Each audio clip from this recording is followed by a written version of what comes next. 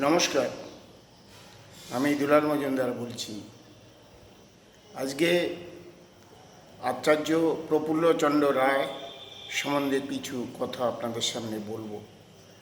যদিও আজকে কেন করছি হয়তো অনেকের মনে প্রশ্ন আসবে, আজকে কি ওনার জন্মদিন বা মৃত্যুদিন? না, আমাদের পশ্চিম বাংলায় বা দেশে যেভাবে শিল্প সংকট বা সারা পৃথিবীতে শিল্প সংকট, সেই সময় ওনার কথা আমাদের আরও বেশি বেশি করে স্মরণ করতে হবে এবং এই জন্মের মানুষদেরও জানা উচিত বা জানেন তাদেরও আবার স্মরণ করা উচিত।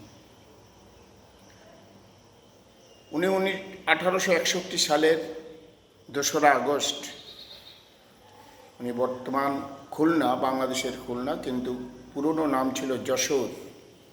যশোরের কপোতাক্ষ নদীর পাশেই পড়ে, সেখানে উনি জন্মগ্রহণ করেন। যদিও কপোতাক্ষ নদ সম্বন্ধে জানি, মাইকেল মধুসূদন দত্ত, তার বাড়ি, তার জন্ম ওইখানে। উনি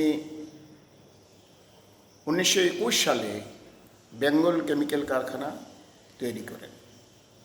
নিজে যে অর্থ উপার্জন করতেন সেই অর্থ দিয়েই করেন এবং তাছাড়া আরও বিভিন্ন কারখানা, জুট মিল, ওগুলো উনি প্রতিষ্ঠা করেছিলেন।